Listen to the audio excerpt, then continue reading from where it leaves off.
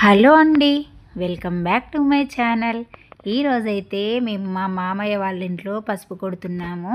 ఈ పసుపు కొట్టే కార్యక్రమంతో మా ఇంట్లో అయితే పెళ్లి సందడి స్టార్ట్ అయిపోయిందండి.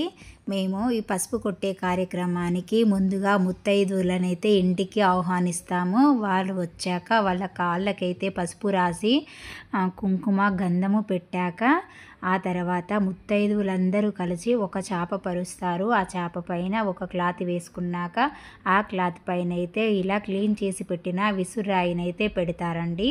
ఆ విసురాయికైతే మంచిగా నిండుగా పసుపు రాసాక దానికి కుంకుమతో బొట్లు పెడతారు. ఆ తర్వాత కంకణాలైతే కట్టుకుంటారండి. మామిడాకులతో ఫస్ట్ విసురాయికి ఒక కంకణం కట్టుకున్నాక పసుపు కొట్టే ముత్తైదువులందరూ తలా ఒక కంకణం అయితే కట్టుకుంటారు. ఆ తర్వాత మనసులో పెళ్లి చేసుకోబోయే జంట 10 కాలాల పాటు పిల్ల పాపలతో ఆయురారోగ్యాలతో సిరి సంపదలతో కలకాలం సుఖ సంతోషాలతో ఉండాలని మనసారా దీవించాక ఇలా అయితే పసుపునైతే దంచుతారండి. ఈ పసుపు అయితే మేము ఈ విధంగా దంచుకుంటాము. ఒక్కొక్కరు వారు ఉండే ప్రాంతాన్ని బట్టి ఒక్కో విధంగా ఉంటాయి వాళ్ళ పద్ధతులు. మేమైతే ఈ విధంగా చేసుకుంటాము. మీరు ఎలా చేసుకుంటారో కామెంట్ సెక్షన్లో కామెంట్ చేయండి.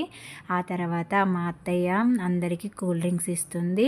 ఆ మధ్యలో మా అన్నయ్య వాళ్ళ పాప మా పాప చూడండి మా భవ్య చేతిని పట్టుకొని అయితే అలా చూస్తూ ఉన్నారు. వాళ్ళకి కొంచెం బాగా సరదాగా అనిపిస్తుంది ఇవన్నీ చూస్తుంటే. అదేవిధంగా ఈ మామిడాకులు లేనిదే ఏ శుభకార్యమైనా ఏ ఫంక్షన్ అయినా జరగదు కదండి. అసలు మామిడాకులు పసుపు కుంకుమలు అసలు ఆ కలే వేరు. నా వీడియో కనుక మీకు నచ్చినట్లయితే please like share and subscribe my channel friends.